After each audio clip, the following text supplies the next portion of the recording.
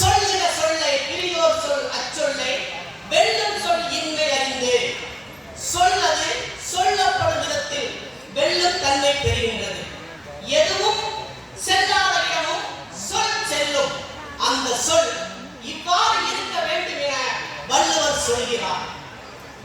கேட்டார் பிணிக்கும் தகைவாய் கேளாரும் வேப்ப மொழிவதாம் சொல்.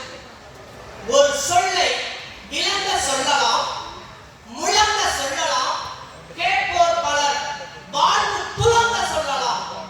மனிதனால் வாழ்பவன் மனிதன், மனதால் வாழ்பவன் மனிதன். அவன் மனதின் பூட்டுக்களை சொற்களால் திறந்தவர். மனசே நீ ஒரு சாவி என்றவர்.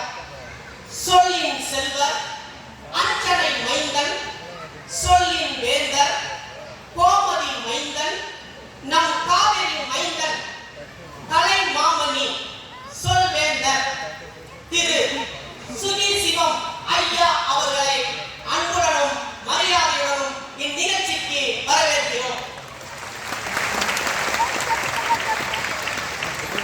மேலும் இந்நிகழ்ச்சிக்கு வருகை புரிந்துள்ள அனைத்து பொது மேலாளர்கள், கூடுதல் பொது மேலாளர்கள், உயர் அதிகாரி பெருமக்கள், அனைத்து தொழிற்சங்க நிர்வாகிகள், மேற்பார்வையாளர் நிர்வாகிகள், பொறியாளர் நிர்வாகிகள், 3 அமைப்புகளை சேர்ந்த நிர்வாகிகள் மற்றும் உறுப்பினர்கள், ஊழியர்கள் மற்றும் அவர் குடும்பத்தினர் அனைவரையும் வருக வருக என்று வரவேற்கின்றோம்.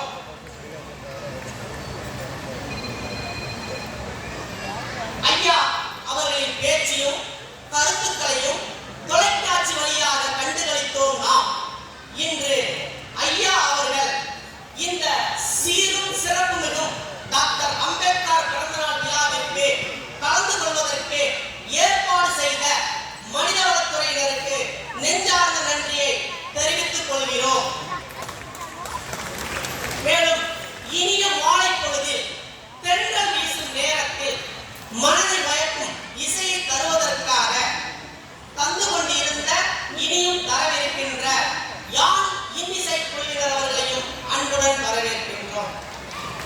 மேலும் எனக்கு வரவேற்பு வழங்க ஆவணம் செய்த மனிதவளத்துறை அவர்களுக்கு எனது சார்பாக நன்றியை தெரிவித்துக் கொள்கின்றேன். நன்றி, வணக்கம்.